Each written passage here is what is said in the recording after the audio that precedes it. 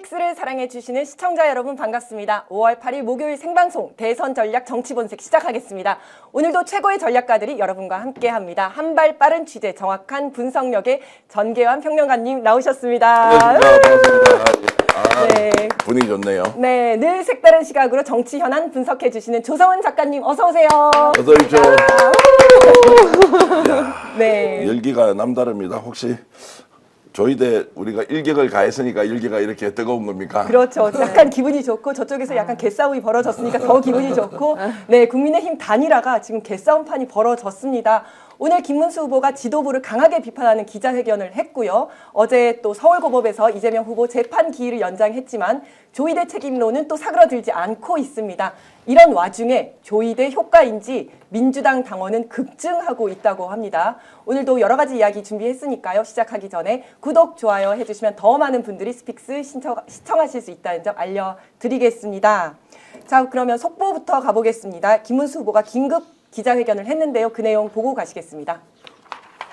국민의힘 지도부에 묻고 싶습니다.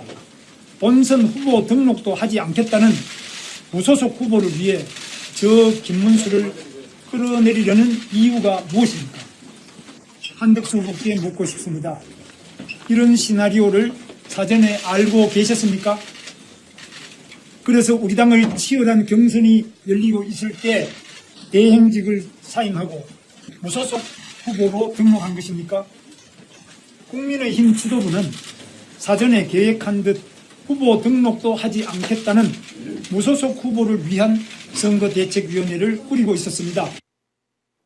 네, 지도부는 강압적 단일화를 중단해라. 그리고 이번 주에는 각 후보자들이 각자 지지를 올려서 다음 주에 단일화하자라고 이야기한 건데요. 정계환 평론가님 어떻게 보셨습니까? 제가 노골적으로 좀 얘기하겠습니다. 이제 국힘은 대선 후보가 되면 당무 우선권이라는 게 있습니다. 네. 모든 정권을 행사하고 재정, 예산 그리고 인사까지를 대선 후보가 결정을 하는데 이걸 이제 넘겨주고 있지 않습니다. 이게 이제 법적 사안으로 이미 발령을 했는데 그럼에도 불구하고 김문수는 이제 이렇게 치고 나가는 것은 한덕수를 주저앉힐 수 있다고 판단한 겁니다. 어떻게 주저앉히느냐? 자, 10일이든 11일이든 대선 후보 등록을 하려면 기탁금을 3억 원을 내야 하는데 네. 제 생각에는 3억 원을 낼 돈이 있는지 없는지 잘 모르겠어요. 자, 낸다면 누가 내야 됩니까? 무소속 후보는 기탁금을 누가 내야 돼요? 본인이 직접 내요. 본인 돈으로 내야 되잖아요. 네. 그럼 당의 당대표는 누가 냅니까? 당에서 당에서 내는 내죠. 거지 않습니까?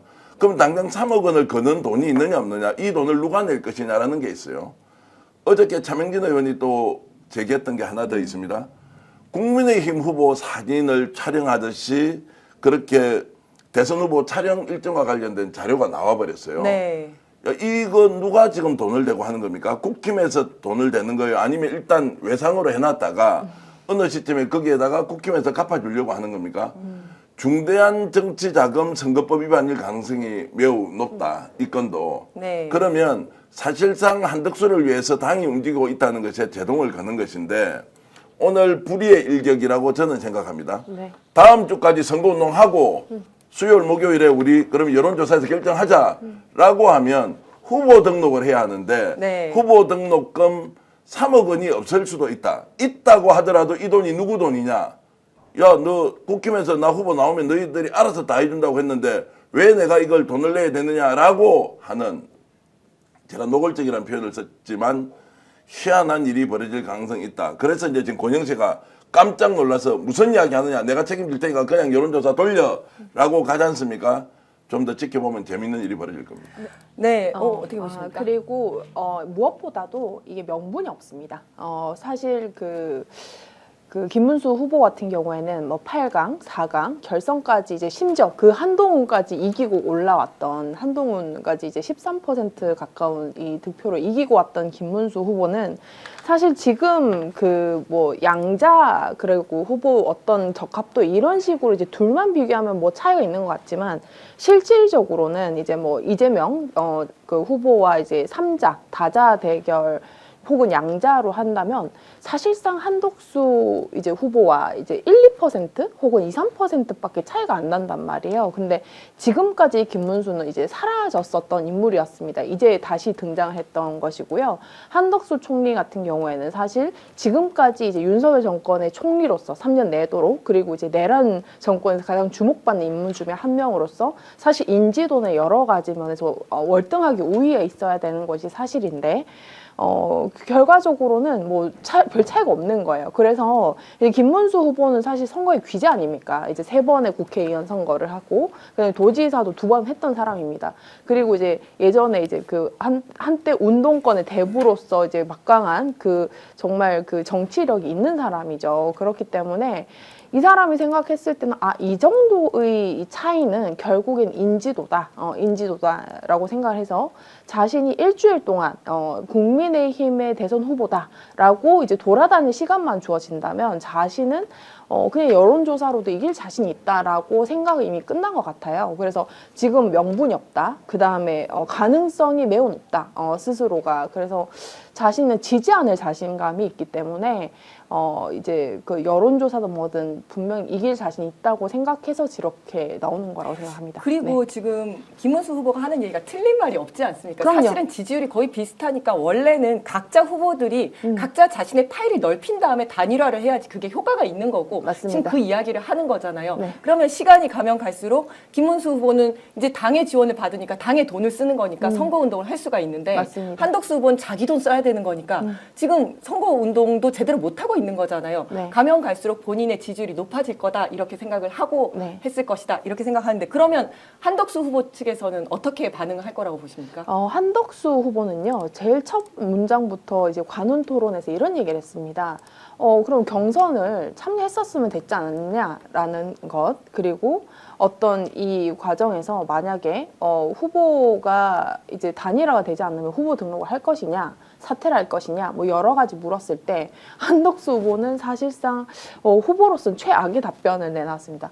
내 지지자가 더 많던데요. 이런 소리를 했어요. 그렇죠. 그러니까 네. 그게 사실 자기는 한 번도 선출된 권력도 한 번도 해본 적이 없고 그 노무현 정권 때부터 시작해서 지금까지 얼굴을 카멜레온까지처럼 바꿔서 모든 이제 요직을 차지해왔던 인물로서 어떤 처세술에는 귀재였을지 모르겠지만 이 국민 앞에서 이제 표로 심판받는 그런 자리는 한 번도 없었단 말이죠. 그런데 이제 그 기자들 앞에서 굉장히 이제 하수의 답변을 내놨습니다. 내 지지자가 더 많던데요. 라는 이런 굉장히 참 총리를 2번 했던 사람이 저런 수준의 답변밖에 하지 못할까라는 그런 생각을 했고 지금 나오는 것은 한덕수의 그 기존의 엘리트, 그리고 호남 출신, 그리고 굉장히 이제 3년 내도록 이제 윤석열 정권의 총리였던 이런 나름 그들 나름 내란 정통성이라고 하죠. 내란 정통성을 이제 부합하는 인물로서 손색이 없다고 생각했는데 지금 이 사퇴 후에 이제 요 며칠간에 굉장히 빠르게 밑장이 보이고 있다. 그래서 밑바닥을 간파했지 않을까. 김문수 후보는 사실 그 짬이 얼마입니까? 그렇기 때문에 이 한덕수 후보에 대해서 예비 후보에 대해서는 저런 대상이면은 내가 일주일 만에 넘긴다라는 이제 확신도 있고 사실 지금 어제까지만 하더라도 한 200여 명이 넘는 지역위원장 등등 해서 이제 김문수 지지가 나왔단 말이죠. 그렇기 때문에 사실 이 사람들도 갑자기 당 안에 오래 있던 이제 기존의 어떤 지역위원장들이나 당을 지키던 사람들 그리고 지금까지 8강, 4강 이제 결선에서 이제 참여했던 그 기존의 어떤 지역위원장들은 갑자기 한덕수가 밖에서 쳐들어와가지고 친윤들 또 해먹어? 이거를 원하지 않을 수가 있어요. 그렇기 때문에 자신들이 기존의 털을 닦아놨던 이 질서도 사실상 포기를 못할 것이다. 이게 이제 한덕수와 이제 김문수가 이재명을 대결했을 때 차이가 많이 난다면은 사실 다른 선택을 당연히 하겠죠. 줄 섰겠죠. 딱히 그렇지도 않다. 그렇죠. 그렇고 네. 이거는 굉장히 중요한 문제입니다. 뭐냐면 한덕수는요, 심지어 윤석열보다 못한 존재입니다. 윤석열은 검찰총장 하고 나서 들어와가지고 경선을 했어요. 자기 뭐 다른 당을 차린다 아니면 나중에 단일화한다 이러다가 결국은 들어와서 정식적으로 당 경선을 치러서 후보가 됐기 때문에 아무 말이 없었거든요. 근데 한덕수는 경선도 안 치르고 경선도 당을 참- 날로 그렇죠. 먹으려고 날로 한다. 먹는다. 그래서 제가 며칠 전부터 날덕수라고 네, 부르고 이 김문수 후보의 기자회견에 대해서 어쨌든 권영세 비대위원장은 한심하다. 오늘부터 당 주도의 단일화 과정 시작하겠다. 6시에 토론회 하겠다고 얘기했거든요. 근데 토론회를 하는데 참석 안 하면 못 하는 거지. 그러면 혼자서 토론회 합니까? 안 되잖아요. 네. 이걸 지금 이제 정상적으로 단일화 과정을 거쳐서 대선 후보를 제대로 채우겠다는 쪽으로 가는 것인지 아니면 이미 대선 후보를 채워봐야 대선은 해볼 필요가 없다라고 결론이 났느냐.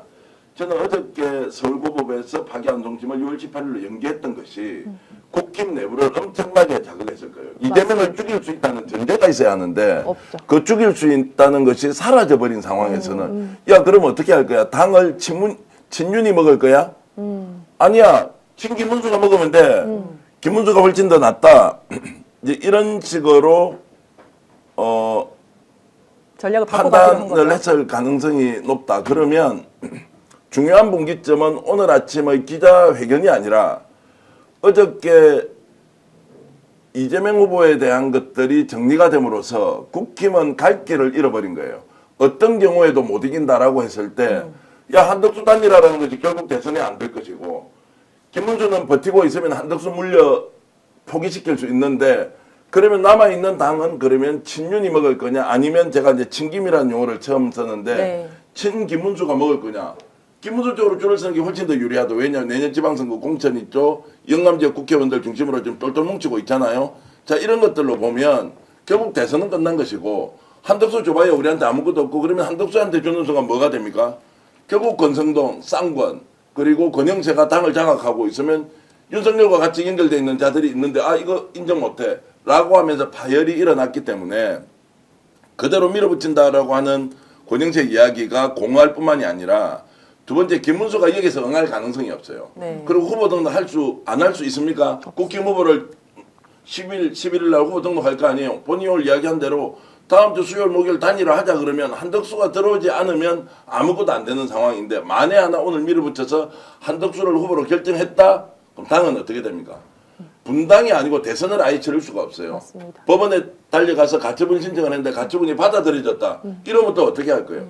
그러면 대통령 선거에서 이재명 후보는 홀로 독주를 하는데 국힘은 아무런 후보 전략도 없이 완전히 대혼란의 상황에 빠질 수 있기 때문에 아 이것은 예정된 일이고 결국에는 대통령 선거가 아니라 다음 당권을 누가 주도해서 먹을 것이냐 이 게임으로 바뀌어버렸다 이렇게 정리하는 게 좋겠습니다. 아 그러면 평론가님께서는 결국 김문수가 승리할 거다 여기서는 이렇게 보시는 거네요. 그렇죠. 김문수가 지금 다시 응해줄 명분이 없어요. 뭐 누가 해도 대선은 안 되는 것이고 이미 원팀으로 지금 효과 맞습니다. 있습니까? 지금 나가 있는 한동훈이 대선 돕겠습니까? 홍준표가 돕겠습니까? 나경원 돕는다 안 돕는다 제가 확신할 수 없어요. 안철수가 도울 것 같아요? 어떤 명분으로 돕냐고요? 그러면 그 지도부에서는 지금 자기들이 단일화를 계속 추진하겠다, 지도부에서 강행하겠다라고 이야기를 하고 있지 않습니까? 그러면 뭐 정책 토론회 대신에 정책 대담회 뭐 이런 식으로 해가지고 한덕수만 그냥 정책 대담회를 하고 그 이후에 그냥 당원 투표든 뭐든 이렇게 밀어붙일 가능성은 없나요? 저 그렇게 해갖고 밀어붙이고 한번 해보라고요. 그러면 당원 투표를 해가지고 후보가 자 경합을 하지 않은 상태에서 김문수는 자 이렇게 해서 일주일 시간 더 가지고 내가 단일화 하겠다고 선언했잖아요. 이걸 어떻게 말려요? 후보 단일화는 일주일 뒤에 하나 지금은 똑같은 거 아니에요. 네. 자 일주일 뒤에 하자라고 했는데 야 그거 안 돼. 지금 바로 안 하면 너 탈락이야. 그럼 한 사람은 정책 토론회를 통해 가지고 자 이 사람 후보를 정하는데 국민의힘은 당헌 당규에 의해서 전당대회를 통해서 당 대표 권한까지 갖는 정권을 갖는 대통령 후보를 정했는데 이 사람한테 아예 너 빠져 다른 사람 옹립할래라고 하는 것이 당헌 당규상 이루어질 수도 없고 법적 문제로 가면 100에 100패죠. 사실은 그것 때문에 당원 당규를 바꾸기 위해서 당원 집회를 지금 소집을 해놓은 거거든요. 근데 이제 거기에 대해서 가처분 신청을 했죠. 내일 아마도 그 가처분 신청이 뭐 받아들여질지가 결정이 될 것 그 같습니다. 제가 진행자께 여쭤볼게요. 네네. 이게 지금 대선에 좋은 후보를 내기 위한 싸움입니까? 아니면 그 다음에 당을 누가 먹을 건지를 놓고 벌써부터 싸움 박질을 하는 것이냐라고 국민 여러분들이 스스로 질문을 던져보면 아, 이 싸움의 본질은 이것이다라고 정의할 수 있을 겁니다. 사실은 후자죠.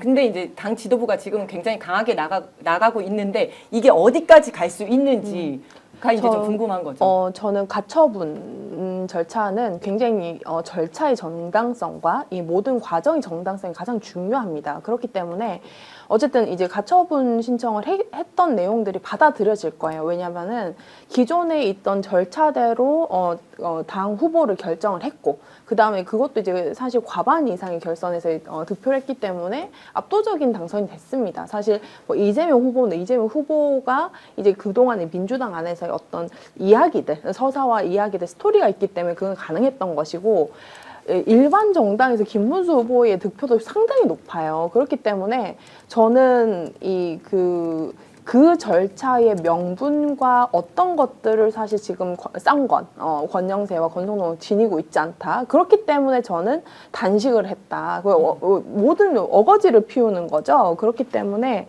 제가 생각했을 때는 이 싸움에서 법적으로든 혹은 정치력으로든 어쨌든 지금 지지율 싸움이든 사실상 자기는 약간 언더독 입장에서는 다 이제 한독수 했지만 밀리지 않거든요. 그렇기 때문에 김문수 후보가 물러날 명분도 없다고 생각합니다. 근데 세상에 지금 당의 원내대표라는 사람이 단일화를 해야 하는데 국회에서 단식을 하잖아요. 거기 또 국회의원이 한 명 더 있더라고요. 제가 이제 이러면 실명을 거론하지 않지만 후보가 단일화를 해야 되는 건 뭡니까? 예를 들어서 우리가 보수진영 결집을 해서 대선에서 이재명 후보와 제대로 한번 붙어보자라고 하면 이게 기본적으로 축제, 페스티벌 그리고 좀 확산 효과를 노리는 뭔가 이벤트가 돼야 될 거 아니에요. 여기에서 갑자기 단일화 안 한다고 단식을 하는 건 뭐야? 그럼 기왕에 단식하면 삭발이라도 좀 하지. 아니 그러니까 단식이라는 네. 게 무슨 명분이나 이유가 있어 그렇죠. 내 목숨을 걸고 이건 해야 된다는 뭐가 네. 있는데 네. 그냥 아예 선도적으로 먼저 끼어들어서 단식을 하는데 단식을 왜 해요라고 하니까 후보 단일화 해야 되는데 단일화 협의하고 있어 당사자가. 네. 그 너희 안 하면 죽어. 그 진짜 죽으려고 단식을 해야 될 거 아니에요. 네, 네. 그게 얼마나 이게 웃기는 국민들을 상대로 하는 쇼치고는 너무 질이 떨어진다. 맞습니다. 무슨 단식을 이런 걸 가지고 단식을 합니까? 차라리 뒤에서 네. 제대로 협상의 테이블을 만들고 네. 거기에서 양쪽이 주장하는 내용 중에서 공통점과 차이점을 구분을 해서 지도부가 정리정돈을 해야 되는데 에라 모르겠다 한독수로 가야 되니까 김문수는 죽어야 되는데 나 단식이야 라고 해서 국회 그래 그 맨바닥에 앉아가지고 단식을 하는 이 행위가 지금 국민의힘 수준이다 이런 말씀을 아주 드리고 코미디죠. 싶습니다. 그러니까 한덕수 후보와 어떤 지도부가 명분이 없는데 저는 궁금한 게 그러면 국힘 지도부에서 왜 이렇게 한덕수를 포기를 못하는 겁니까? 이제 이미 짜여진 각본대로 움직이는 거 아닙니까? 일단은 김문수보다는 한덕수가 표를 얻는 데 더 도움이 될 것이라는 계산이 일단 있을 것이고 네. 그리고 우리가 단독으로 전에 보도했던 것이 이틀에 걸쳐 한덕수가 국무총리 시절에 권성동 그리고 권영세가 찾아가서 설득을 했고 김건희와 또 최하영 여사가 함께 만났다는 이야기도 정보로 우리가 소문으로 전했던 시점이 있습니다. 네.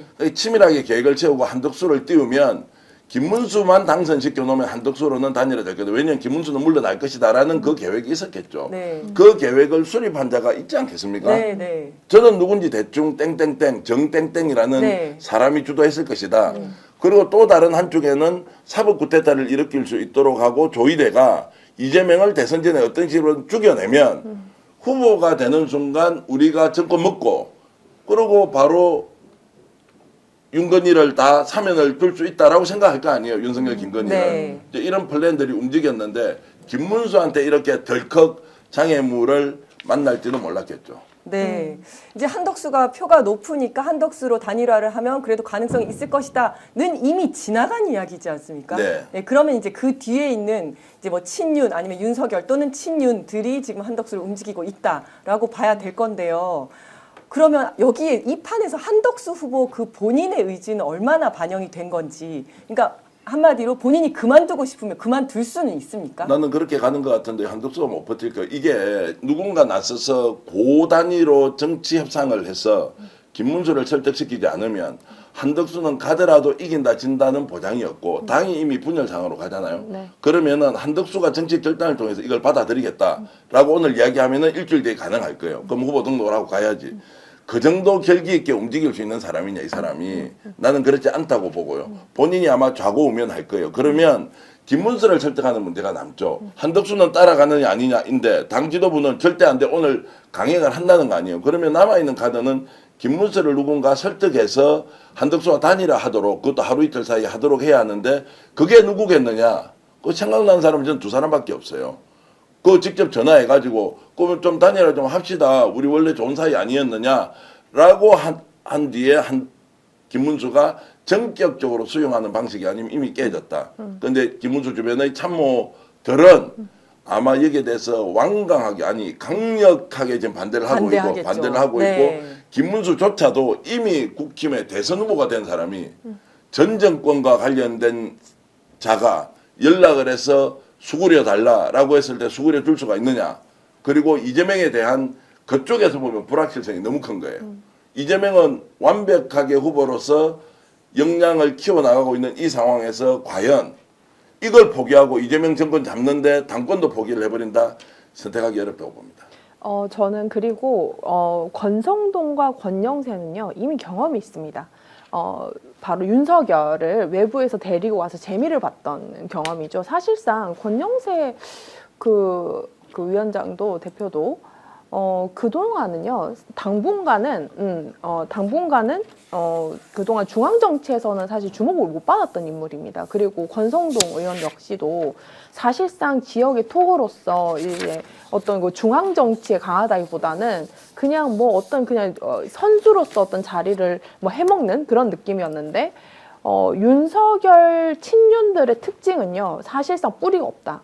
국민의힘이나 보수 정당에서 오랜 뿌리가 없는 사람들이고 거기에서 이제 줄 서가지고 새롭게 이제 권력을 탄생시켜서 해먹었던 사람들이다. 이렇게 규정을 한다고 하면 사실 김문수 후보는 어떻게 보면 정통성 YS 때 들어왔기 때문에 자신들이 굉장히 좌우지하기 어려워요. 그렇기 때문에 저는 한덕수를 데리고 와서 또다시 이제 그 윤석열처럼 그 좌우지하고 싶은 그런 친윤들의 이미 한번 성공했던 그 삐에로 장난 이런 거라고 생각을 해서 아마 이 사람들이 한덕수가 그렇게 그 대선 후보에 차이가 없는데 왜 이렇게 못 놓지? 이상하지 않습니까? 그거는 이제 그 자신이 가지고 놀 만한 장난감이 필요한 거예요. 꼭두각시가 필요한 네. 거죠. 왜? 당 안에서 어쨌든 대선 후보가 되고 난 다음에는 어쨌든 유력한 그 다음 당권이나 다음 어쨌든 권력의 주체 아닙니까? 공천을 가지고 그렇습니다. 공천권을 가지고 그렇습니다. 그렇기 때문에 당장 내년에 이제 뭐 지방선거도 있고 하기 때문에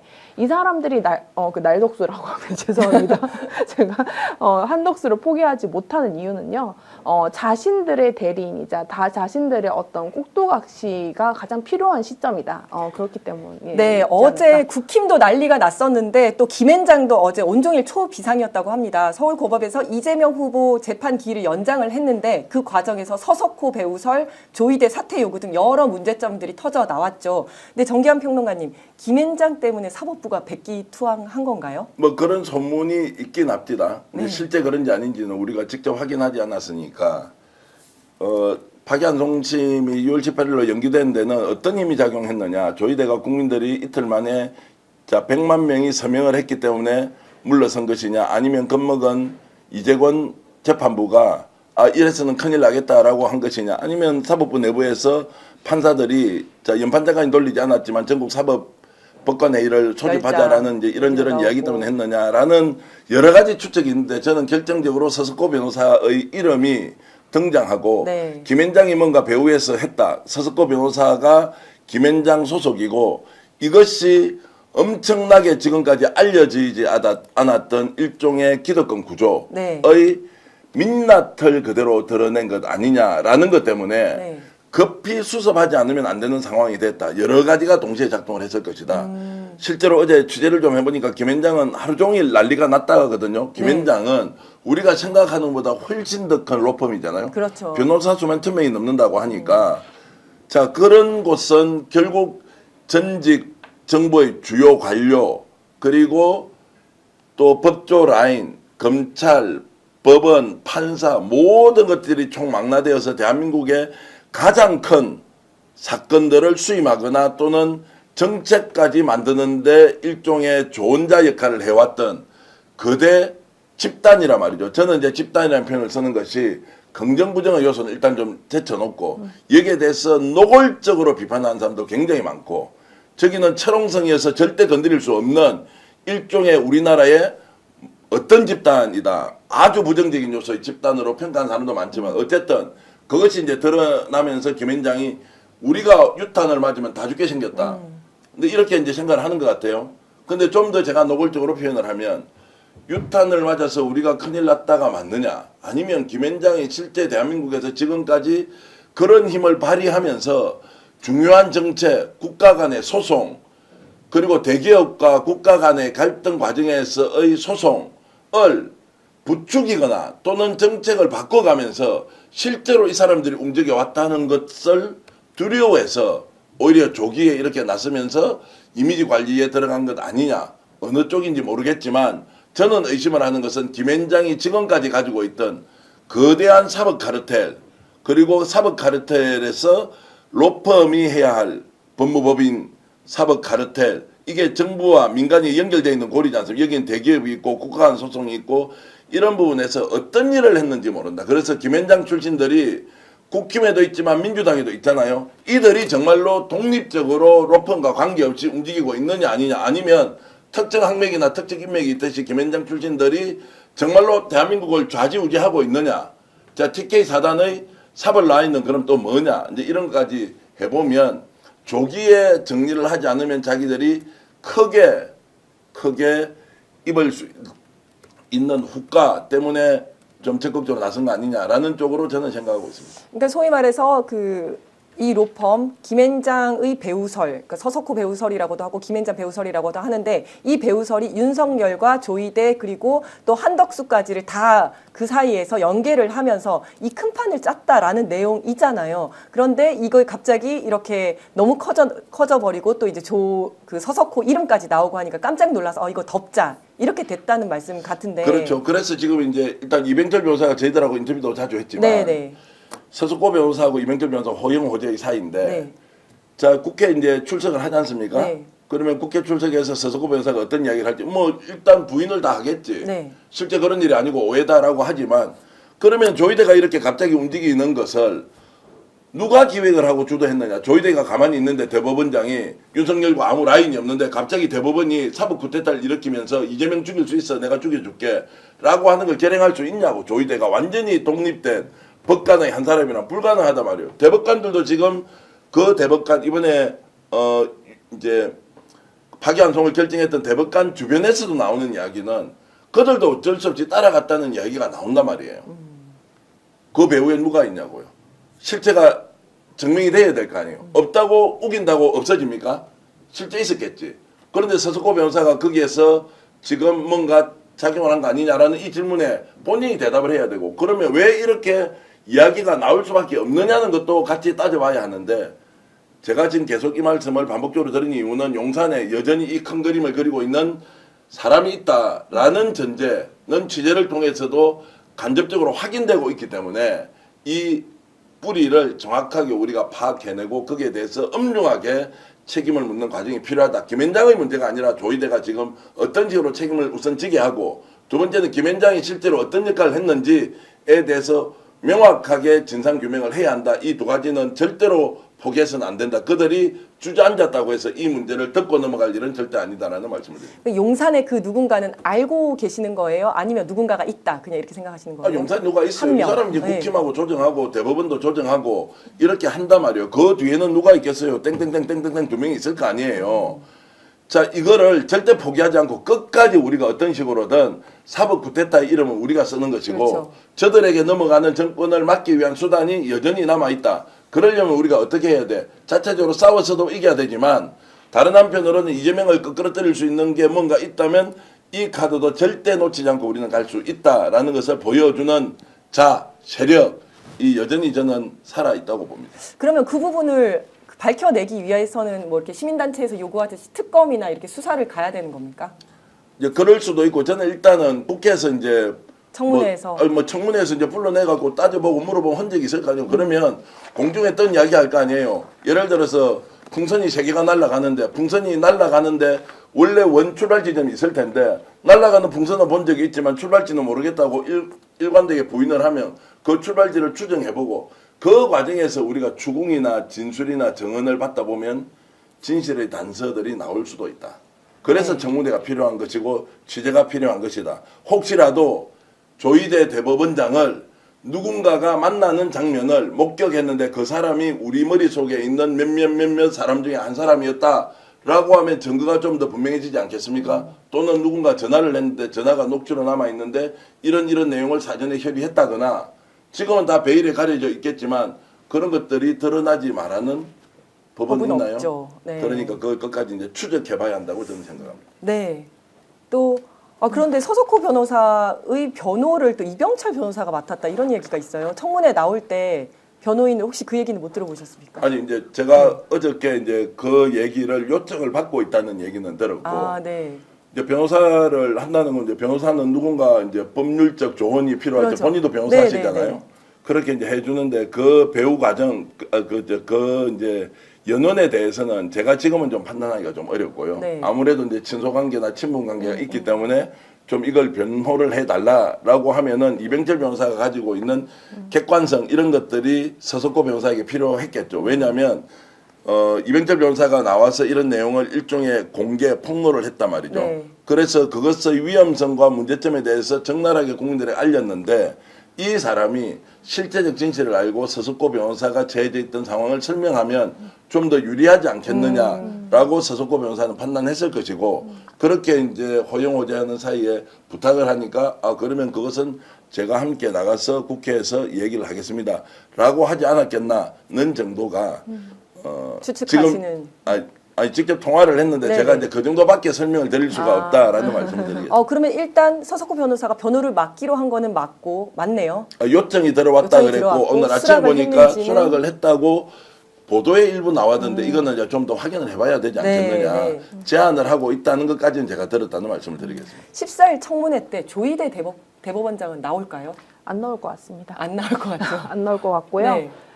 저는 지금 이제 이 사법 내란 혹은 사법 쿠데타 혹은 이제 이 대선 사법부의 대법관들의 이제 대선 개입 이 부분들도 이제 중요하게 다뤄져야 되는 것은 이제 맞습니다만 사실상 지금 대선 기간입니다. 대선 기간이라서 이 부분이 가장 중요하다. 그래서 제가 생각하는 거는 참 조심스럽습니다만 저는 조희대 그 대법원장이 가장 치명적인 것은 전국 법관대표회의에서 사퇴하라고 그냥 그 의결을 해버리는 것이 가장 치명적이지 않는가라는 생각을 해요. 왜냐면은 사실 그 조희대 대법원장이 어쨌든 그 사법부의 어쨌든 수장이지 않습니까? 수장이죠. 예. 근데 그 사람이 이제 국회에 불려 나와서 이제 청문회를 하는 그 과정이 대선 기간에 굳이 할 내용인가라는 생각은 있어요. 저는 왜냐하면 이 사법부와 정면으로 싸우는 것을 이제 많은 것들 청문하고 이 많은 것들은 할 필요는 있지만 지금 어쨌든 전 지금부터는 이재명 대표만 보여야 된다고 생각합니다. 개인적으로는 왜냐면 조희대 청문회를 계속 이제 불러내면은 사실상 이 뭐 재판 리스크라고 하던 그 모든 것들이 일시적으로 일단은 이제 중단이 됐기 때문에 이것을 계속 이제 불러일으키면 저 사람들 이재명 대표에 대해서 그 재판과 계속 관련된 뉴스만 나올 거거든요. 그래서 그게 좋다 싫다 아니면 이재명과 민주당이 사법부가 굴복했네 이런 기사들만 사실 쏟아질 거라서 저는 그게 이제 이 시기 내란을 정복하고 새로운 대한민국을 가야 되는 이 시기에 지금 얼마나 좋은 그 후보가 모든 경청 투어를 하고 있고 얼마나 지역에서 특히나 TK나 이런 곳에서도 얼마나 각광받고 좋은 이거 있습니까? 그래서 저는 그 후보의 그 대통령이 되는 그 모든 정책과 이런 것들을 그 대차하는 모든 뉴스로 이제 조희대 대법관의 대법원장의 뉴스로만 도배된다는 것은 사실 좀 우려가 됩니다. 근데 저는 사법이 대선에 아주 직접적으로 개입을 했고, 그다음에 그러려는 앞으로도 계속 그렇게 해가지고 피선거권을 박탈하려는 것을 완전히 온천하게 드러냈어요. 네. 그런데 지금 뭐 때문인지 몰라도 뜨거 하면서 갑자기 뒤로 물러선 거거든요. 네. 정말 그 7만 페이지가 되는 기록도 제대로 받지 않고 이틀 만에 결정을 내리고 했던 것에 대한 책임은 물어야 된다라고 생각을 하는데 네. 그리고 많은 국민들이 도대체 조이대 네가 왜 그랬냐 한번 이야기를 듣고 싶다. 지금 다 이렇게 날선 모습으로 다 네. 이제 지켜보고 있거든요. 네. 그래서 뭐 계속해서 선거운동 기간 내내 뭐 조이대 가지고 갈 건 아닙니다만은 한 번은 좀 책임을 물어야 되고 여기에 대해서 좀 분명하게 좀 입장 정리를 해야 된다 이렇게 생각을 하는데 저는 뭐 어쨌든 제가 생각하는 것은 사법부 자체와 대립하는 것들은 이제 조이대 대법원장이 선거 개입을 맞습니다만 이것이 이제 전부 다 대법관들을 전부 부정하거나 왜냐하면 결국은 지금 이 대법관들이 재판을 하고 있단 말이에요.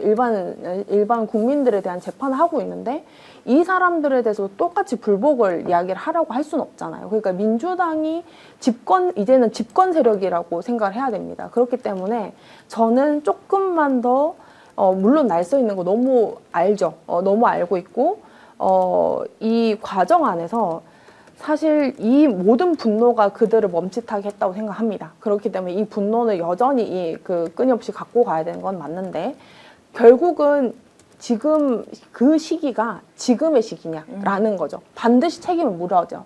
반드시 이제 책임을 묻고 어쨌든 그 결과로서 이제 조이대가 뭐 사퇴를 하든 탄핵을 하든지 간에 그 결과는 나올 겁니다만 사실 뭐 여러 이제 그 과거의 윤석열 정권 안에서도 많은 사건이 그 즉시 뭐 바로 이제 청문회라고 막 이런 건 아니었잖아요. 그렇기 때문에 저는 지금은 이재명 대표의 모습만 보였으면 좋겠다. 긍정적인 모습만 보였으면 좋겠다. 왜냐하면 사실상 이 모든 것들을 법원이 공정하지 않다고 스스로 이제 인정을 하면서 물러났기 때문에 저는 이제는 굉장히 파지티브한 긍정적인 이재명의 강점 그리고 이런 부분들을 좀 더 강조하는 그런 부분들을 했으면 좋겠다라는 저도 개인적인 네. 생각입니다. 저는 이제 의견이 좀 다른데요. 네. 지금 이 대선 국면에서 사법부가 갑자기 선거에 개입을 했고 이재명을 죽이려고 했는데 이게 이제 만천하에 드러났어요. 그러면 이들이 국민들이 들고 일어난 걸 보고 깜짝 놀라서 물러섰다라고 하는 것 때문에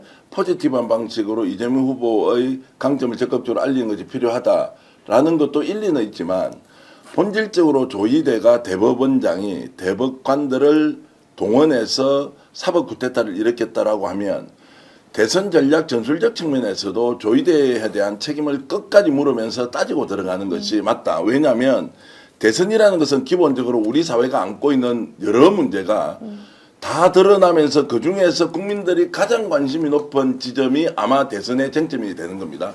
예를 들어 남북 문제가 된다든지 아니면은 그 후쿠시마 오염수 방류가 된다. 이게 이제 대선 국면에 만약 터져버렸잖아요. 그러면 대선은 후쿠시마 대선이 되거나 남북 정상회담 대선이 되거나 이런 것인데 저는 기본적으로 이번 대선 구조는 조이대의 사법 쿠데타와 우리가 어떻게 맞서서 이들을 개혁시켜서 국민이 원하는 사법부로 재탄생시킬 것이냐. 지금까지는 내란 세력에 대한 척결이었다면 조이대가 이걸 딱 걸고 나왔어요. 그러면 이 문제만 가져가야 되지. 뭐 김문수가 단일화되어 오든 한덕수가 단일화 오든 이들과 함께 정책적 논쟁을 할 이유가 전혀 없다.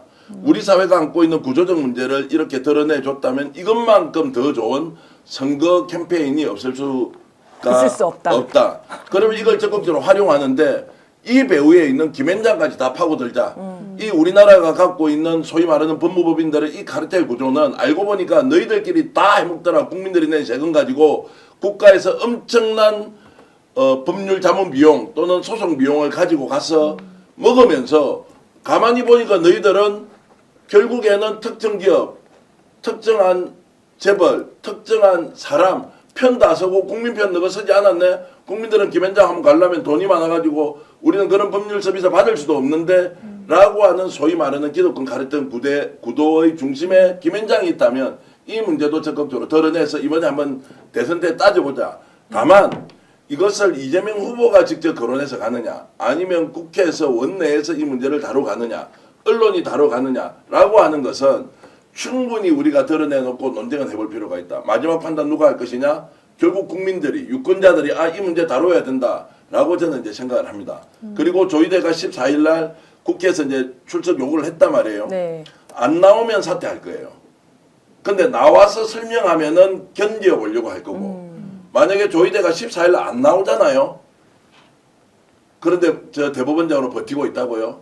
이 사람은 여전히 국민들의 정서가 무엇인지 민심이 무엇인지 얼마나 무서운지를 아직도 깨닫지 못하는 것. 지는 그냥 실수나 착각만 했다라고 아직도 안이하게 생각할 가능성이 있는데 14일 날 이전에 사퇴하거나 나와서 본인이 해명을 했는데 국민들이 납득이 되거나 그날 안 나오지 않습니까?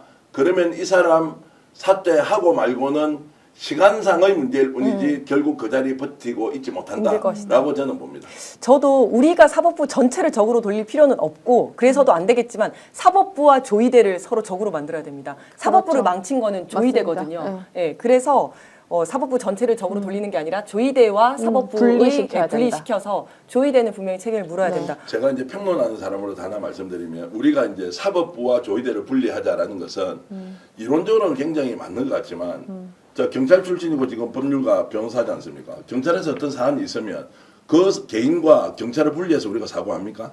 공직자가 어떤 비리를 저지르면 그 공직자 전체와 그 개인을 분리해서 우리가 대화하잖아요. 유독 우리는 사법부와 관련된 문제, 검찰도 우리가 이렇게 대화를 하잖아요. 검찰 공무원이 비위를 저질러서 좀 말도 안 되는 수사와 기소를 하고 있어요. 이걸 검찰 전체를 욕을 해야지. 그 개인과 다수의 검찰은 양심적으로 일을 하고 있는데 라는 이걸 붙일 이유가 없다. 사법부도 똑같이 조이대가 대법원장으로 저렇게 했으면 절대 다수의 예를 들어서 판사들이 그렇지 않으면 그렇게 않은 대로 하면 되지. 드러난 사안은 드러난 사안대로 사법부 전체를 놓고 우리가 다루는 것이 오히려 사법부의 개혁이나 국민을 위한 법치 수호가 훨씬 더 유리하다고 저는 보기 때문에 한 개인의 문제로 봐서는 우리가 근원적인 해결책을 내는데 오히려 어려움이 있을 수 있다 이런 말씀도 좀 드립니다. 그런데 저는 조이대가 이번에 오래 버티지 못하는 이유가 내부에서의 반발 때문인 게 굉장히 컸다고 생각을 하거든요. 실제로 사법부 내에서도 조이대에 대해서 어떻게 대법원장이 저렇게까지 할 수 있나라는 굉장히 뭐 이러다가 정말 우리 사법부 다 말아먹겠다라는 위기감이 굉장히 컸다고 해요. 이런 것들을 또 이해해 주는 건 또 필요하다 이렇게 생각을 그리고 하고. 14일 날 실제 국회 출석하잖아요. 이제 출석을 했다는 거죠. 할 가능성이 없지만 그러면은 탄핵 조치를 이제 14일 날, 자, 이 사람을 탄핵할 것이냐, 하지 않을 것이냐는 것도 14일 날 결정될 거라고 저는 봐요. 그러면 자진 사퇴라는 게 있고, 그날 와서 정말로 본인이 국민들을 설득시키거나 아니면 말도 안 되는 논리를 계속 펴거나, 이러면 국회에서 국민들의 여론을 보고 차라리 탄핵을 지키자라고 할 수도 있을 거고, 나오지 않지 않습니까? 탄핵으로 물러나나, 청명이나 한식이나 탄핵으로 물러나나 스스로 물러나나 압박을 받아서 견디지 못할 거예요. 그 다음에 남아있는 게 뭡니까? 조이대 대법원장은 본인은 수용하기 어렵겠지만 사법 처리될 가능성이 굉장히 높죠. 직권남용에 대한 것. 그리고 그것이 대법관들의 정언이 나왔다. 이제 이렇게 하는 순간은 일파만파 감당을 못할 거예요. 이제 그런 것까지 생각을 한다면 저는 탄핵이라는 카드도 여전히 민주당이 갖고 있다가 국민 여론과 함께 딱 적재적소에 쓰면 매우 대선 국민에서 효과적인 카드가 될 것이다. 사법부를 개혁하는 매우 좋은 출발 지점의 소재로 쓸 수 있다고도 생각합니다. 네, 몇 가지 속보 전해드리겠습니다. 공수처에서 순직 해병 수사 외압 사건 관련해서 대통령 비서실과 국가안보실 압수수색을 재개했다고 합니다. 어저께 압수수색 어제도 시도를 실패했죠. 했는데 아마 실패를 한 것 같아요. 네. 아마도 대통령 경호처에서 계속 반대를 해서 못 들어간 것 맞습니다. 같은데 오늘 다시 압수수색을 재개를 했다고 합니다. 이제 어제 조이대, 어제 그제 계속 이제 조이대 이야기가 나오면서 그 민주당 입당 신청이 10배가 늘었다고 합니다. 근데 네. 그 추천인을 쓰도록 돼 있는데 거기에 다 조이대라고 썼다는 거예요.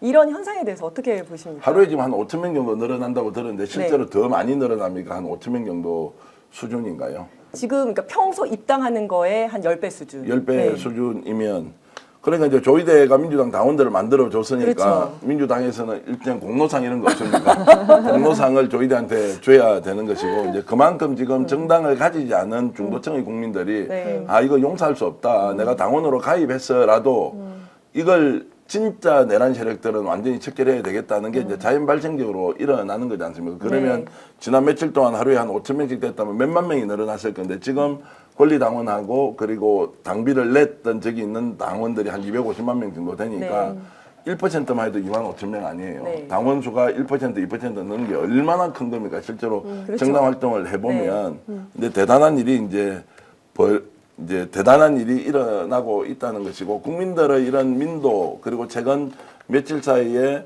사법 쿠데타를 진압하는 과정에서 100만 명이 서명을 하는 것 그리고 진짜 모든 SNS상에 각자 할 수 있는 일을 다 올려놓고 조성은 작가도 이번에 그 탄원서 탄원서. 했는데 네. 몇만 명이 서명을 했죠. 지금 만 하루 정도가 예. 지났습니다. 한 2만 4천 명. 2만 정도. 4천 명이 네. 조성은 작가도 그때 정말로 평범한 시민으로서 네.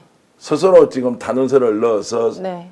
그 서울고법 재판부가 네. 이재명 파기환송심. 후보에 대한 파기환송심을 지금 그냥 진행하면 안 된다. 진행하면 안 된다 내지는 어쨌든 이 우리가 생각한 상식의 범위 안에서 판단해라라고 이제 압박을 하려고 하는 거죠. 지금도 계속 네, 하고 있는 있습니다. 거니까. 네. 예. 네, 5월 12일까지 받으려고 하고 있습니다. 자, 그리고 이제 6월 18일까지 이제 재판이 수년이 돼 있는 상황이니까 네. 이제 그 이후에는 또 법도 지금 이제 대통령으로 당선되면 네. 이제 헌법 제84조 소추와 관련된 것도 이제 네. 구체화해서 법안이 지금 만들어지고 네. 있지 않습니까? 이제 네. 그런 걸로 보면 재판이 완전 중단이 될 수도 있고 그런데 어쨌든 그 과정에서 조선 작가도 적극적으로 나서서 하니까 정말로 2만 4천 명의 정말로 훌륭한 시민들이 거기서 서명을 하고 사인을 해서 탄원서를 내고 뭐 저도 물론 포함해서 네. 웬만한 것들 올라오면 다 지금은 저도 네. 이제 탄원이나 네. 그다음에 이런 것들을 요청에 응하고 있는데 네.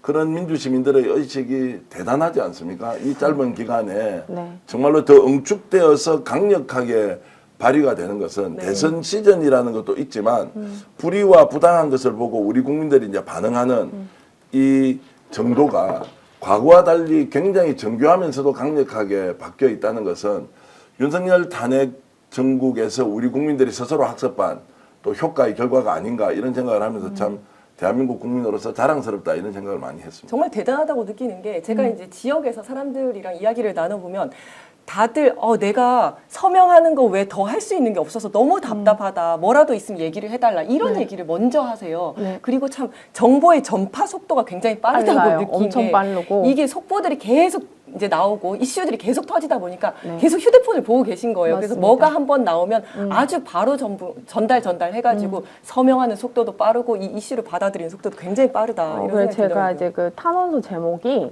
그냥 뭐 선처해 주십시오가 아니라 국민과 함께 12산 내란의 진압에 가장 앞장선 민주주의자 대통령 후보 이재명에 대해서 대법원의 대선 개입을 스스로 바로 잡아 주십시오. 이렇게 해서 이제 대한민국 유권자 탄원인 이렇게 해서 이제 저는 이제 꼭 민주당원들이 아니더라도 일반 저는 이제 당원이 아니지 않습니까? 그렇기 때문에 뭐 조국 핵심단 분도 계시고 전혀 당이 아닌데도 오시고 근데 이게 2만 4천 명이 다 이제 실명과 이제 연락처랑 이제 기본 정보들 다 법원 제출용으로 작성해 주시고 계신데 이게 굉장히 놀라운 거예요. 왜냐면은 2만 4천 명이 어떻게 보면 막 100만, 250만 이래서 이제 별것 아닌 것처럼 할 수 있지만 제 기준에서는 제 구독자가 이제 만 1,000명인데 2배예요. 아, 그러네요. 제 조선을 라이브라는 개인 채널에 네, 개인 채널이 11,000명인데 구독 부탁드린다. 그것도 같이 돌려요. 네, 근데 그걸 못 하겠더라고요. 이게 그렇죠. 이렇게 예. 중대한 사안에 제가 거기서 장사를 할 수는 없어가지고. 지금 인터넷 링크로 돌리시고 계신 거죠? 네, 그렇습니다. 네. 그래서 페이스북에서는 이제 많은 이제 기자님들도 많이 보시고 하다 보니까 이제 뭐 페이스북 제가 이제 할 수 있는 이 모든 수단을 동원해서 하고 있는데 제 나름대로는 이제 그 제 몸집보다 지금 2배의 네. 역할을 했다. 그래서 저는 목표는 10만 명 정도고 5월 12일 날 왜 그러냐면 어쨌든 이게 지연이 되든 뭐 어떻게 되든 이 파기환송심에서 어쨌든 선고는 나지 않습니까? 그렇기 때문에 이 부분에 대해서는 저는 이제 무죄가 맞다고 생각하지만 그럼에도 불구하고 이제 정말 그 조희대 대법원장을 그 엿을 먹일 수 있다라는 것은 고법 파기환송심에서 10만 원, 50만 원 이런 식으로 하면은 사실 다 정리가 되는 거잖아요. 그렇기 때문에 저는 이제 법 절차 안에서 모든 것이 회복되길 바라는 사람으로서는 이제 탄원서도 굉장히 중요하다 그런 생각을 하고 있습니다. 네. 제가 이제 그 댓글 올라온 것 좀 읽어드리면요. 지금 여전히 10,000분 가까이 시청을 하고 계신데 이지연 우리 진행자에 대한 칭찬이 굉장히 많습니다. 좋아요는 한 3,200명 정도 되는데 혹시 좋아요 누르지 않고 이 방송 보시는 분들은 좋아요 꼭 좀 눌러달라고 제가 부탁 말씀드리고요. 이수견 대법관 임명과 김앤장 사건 전수조사해야 한다라고 의견 주신 구독자 계시고요. 그리고 이번에 이 사안과 관련해서는 마니마님께서 이렇게 주셨네요. 유튜버의 힘이다, 정보의 힘입니다. 이렇게 조기에 이제 사법 쿠데타를 진압할 수 있었다 이런 말씀 주셨고, 그리고 장첼빙턴님께서는 자, 어떤 언론사는 김현장의 꼬봉이었을 것이다. 이제 이런 말씀 주셨습니다. 그리고 레몬님께서는 조성은 아마 작가가 지금 하는 발언에 대해서 조금 비판적으로 글을 올리시는 분들이 있는데 이제 그 내용은 뭐냐면 조 작가가 사법부에 대한 쿠데타보다는 캠페인을 대선 집중하자. 캠페인으로 집중하자라고 하는 것에 대해서 무슨 이야기냐 이건 이것대로 가야 된다는 의견이 있었는데 그런 부분에 대해서 생각이 다를 수도 있는데 너무 이렇게 비판만 좀 하지 말자라는 이제 말씀 주셨습니다. 왜냐하면 워낙 정치 공안 요청들이 많이 보고 계셔서 요즘 뭐 발언 잘못하잖아요. 네. 며칠 전에 제가 탄핵하지 말고 조금 신중하게 모든 것을 전략 전술적 차원에서 하자고 했는데 댓글로요 18이요 한 수백 개가 올라오는 거 저놈 정신 똑바로 차려야 돼. 정경환 쟤왜 저러냐고 지금 바로 탄핵해야지 탄핵해야 되니 하면서 엄청 제가 욕을 먹고 그러니까 이병철 변호사하고도 같이 할 때도 엄청 욕을 먹기도 했지만 그러나 우리가 차분하게 가서 또 하나하나 정리한 것도 있는 것인데 이런 것들을 여러분들 마음은 충분히 이해하지만 그래도 또 양해해 주실 부분은 양해를 해 주시면 좋겠다는 말씀 주시고요. 아메리카노님께서는 패널 의견도 존중해 주세요. 그리고 눈꽃님께서는 우스개로 이런 말 올려주셨네요. 조이대 조석은 같은 조지대. 맞아요. 저도 아까 그거 봤어요. 아닙니다. 다른 조예요? 저는 하원조 씨입니다. 예. 어쨌든 이제 한자도 농담처럼 달라요. 이렇게 네. 주시고요. 좋아요 눌렀습니다. 장성철, 우리 영봉님 주셨고요. 비판도 들어야 합니다. 정원희님, 김병산님, 스카이와이님, 산책묘님, 김도희 선생님도 고맙습니다. 뉴욕에서 스픽스의 힘 보태드립니다. 스픽스의 힘을 보태드립니다. 이렇게 이병훈님, 정희님, 디자인님도 이렇게 이제 우리 칭찬해 주고 계신데 여러분들 이렇게 진심으로 글 올려주셔서 고맙기도 하고 특히 이지연 또 변호사 같은 경우는 이제 현장 정치를 하셔서 진짜 이제 국회에서 입법 활동을 하면서 더 큰 일을 하셔야 되는데 이런 부분들을 잘 알고 저희들이 살펴나가도록 하죠. 네. 여기 이제 댓글에 보니까 이지은 나가, 조성은 나가 계속 막 나오던데 빨리 광고를 읽고 같이 나가도록 하겠습니다. 아까 잠깐 그 얘기 때문에 그랬나 봐요. 예. 네. 도와주신 분들 소개해 드리겠습니다. 인터넷 비교원입니다. 최대 128만 원 놓치지 마시기 바랍니다. 인터넷 TV 신규 가입 시에 48만 원, 그리고 휴대폰 구입 시에 최대 50만 원, 정수기 렌탈 시에 최대 30만 원, 인터넷 가입과 동시에 알뜰폰 또는 휴대폰 새로 장만 없이 현재 쓰고 있는 휴대폰의 통신사만 변경하면 최대 30만 원 혜택을 돌려드립니다. 인터넷 성능은 다 거기서 거깁니다. 그냥 혜택만 잘 챙기면 되거든요. 비교원은 23년 동안 60만 명 누적 가입자 983억 누적 현금 사은품을 지급했고요. 개인정보 보안도 철저해서 단 한 건의 보안 사고도 없었습니다. 8억 이상의 보증보험을 가입해서 한 분도 억울한 일 없도록 준비된 인터넷 비교원, 인터넷, 휴대폰, 정수기 비교는 인터넷 비교원에서 하세요. 자세한 내용은 1670-2571을 통해서 상담 받으시거나 네이버에 인터넷 비교원을 검색하시고 상담 신청하시기 바랍니다. 네. 네, 오늘도 숨가쁘게 지금까지 달려왔는데요. 너무나 즐거운 시간이었습니다. 네, 2025년, 네, 뭐 말씀하시고. 한마디만 좀 이제 보태면 지금 진압이 됐지만 어떤 행동을 앞으로도 할지 모른다라는 이제 긴장감은 굉장히 많이 가지고 있어야 하고 어제도 제가 민주당의 어떤 분과 국회의원하고 이제 주고받아 보니 의견을 주고받을 때 충분히 지금 파악하고 있는데 혹시 우리가 모르는 또 다른 내란이 사법 쿠데타가 일어날 수도 있다. 이제 이거에 뭐냐면 이제 6월 7, 8일까지 연기를 해놨는데 갑작스럽게 정광석화처럼 대법원에서 뭔가 불법적인 조치를 할 수 있는 거 아니냐라고 해서 여기에 대해서도 체크는 계속 하고 있던데 여러분들도 의심이 드는 부분들은 충분히 이야기를 해서 하나하나 따져나가면서 저희들이 확인해야 된다. 이 말씀도 드리고요. 이재명 후보에 대한 지금 뭐 경호 걱정은 모든 국민들이 하고 있으니까 민주당에서도 더 신경을 많이 써야 된다는 의견을 여러분들도 저희들과 함께 계속 올려주시면 좋겠습니다. 네, 마지막까지 긴장 늦추지 않고 구독자 여러분들과 함께 같이 고민하고 나아가도록 하겠습니다. 2025 대선 전략 정치본색 오늘은 여기까지 하겠습니다. 조성은 작가, 정계환 정치평론가와 함께했습니다. 감사합니다. 고맙습니다. 감사합니다. 오늘 방송 어떠셨습니까? 마음에 들었다면 구독, 좋아요로 스픽스를 응원해 주십시오. 여러분들의 구독, 좋아요는 가장 큰 힘이 됩니다. 스픽스 구독, 좋아요.